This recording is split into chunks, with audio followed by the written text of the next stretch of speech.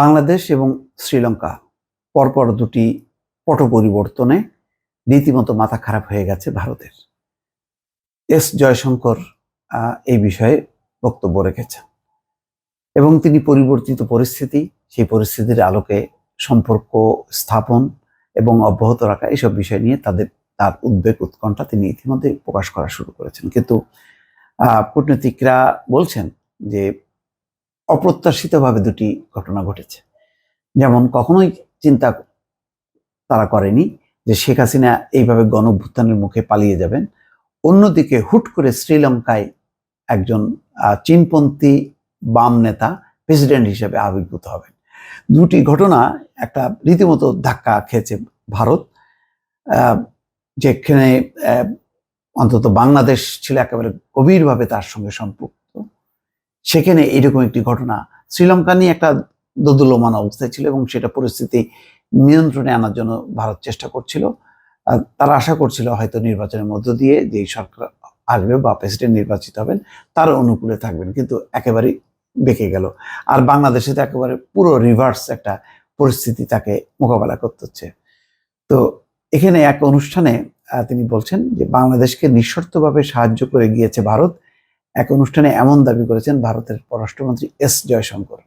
তিনি মনে করেন ঢাকার সঙ্গে দিল্লির সম্পর্ক ইতিবাচক এবং গঠনমূলক ধারায় অব্যাহত থাকবে। মঙ্গলবার এশিয়া সোসাইটি এবং এশিয়া সোসাইটি পলিসি ইনস্টিটিউট আয়োজিত ভারত, এশিয়া এবং বিশ্ব শীর্ষক এক অনুষ্ঠানে এসব কথা বলেছেন ভারতের পররাষ্ট্রমন্ত্রী এস জয়শঙ্কর। অনুষ্ঠানে তিনি বলেন, ভারতের প্রতিবেশী হিসেবে বাংলাদেশ ও শ্রীলঙ্কার সাথে আমাদের সম্পর্ক ইতিবাচক এবং গঠনমূলক ধারায় অব্যাহত থাকবে। এই খবর দিয়েছে দ্য টেলিগ্রাফ অনলাইন। এতে বলা হয়, জয়শঙ্কর বলেছেন, বিষয়টি এমন নয় যে ভারত প্রতিবেশীর রাজনৈতিক পদক্ষেপ নিয়ন্ত্রণ করতে চাইছে। প্রতিবেশীর সঙ্গে সম্পর্কের দিকটি শুধু যে ভারতের জন্য কাজ করছে তা এমন নয়।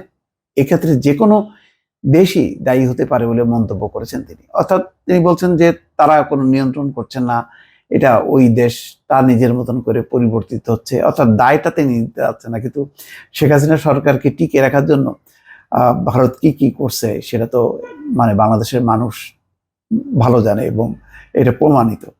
অনুষ্ঠানে এক প্রশ্নের জবাবে ভারতের পররাষ্ট্রমন্ত্রী দাবি করেছেন যে বাংলাদেশ ও শ্রীলঙ্কাকে নিঃশর্তভাবে সাহায্য করে গিয়েছে ভারত, তারপরেও সেখানের সরকার পরিবর্তনে দিল্লির জন্য সম্ভাব্য প্রতিকূল বলে মনে হচ্ছে।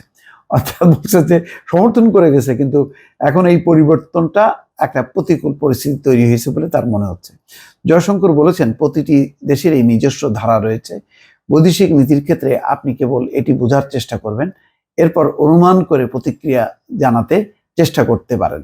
সবশেষে আমি আশাবাদী যে প্রতিবেশীর সাথে বাংলাদেশের পারস্পরিক নির্ভরতা এবং পারস্পরিক সুবিধার বাস্তবতা প্রতিবেশীর মধ্যে উভয়ের স্বার্থ রক্ষা করবে, বাস্তবতাগুলো নিজেরাই প্রকাশ করবে এবং এটাই আমাদের সম্পর্কের ইতিহাস।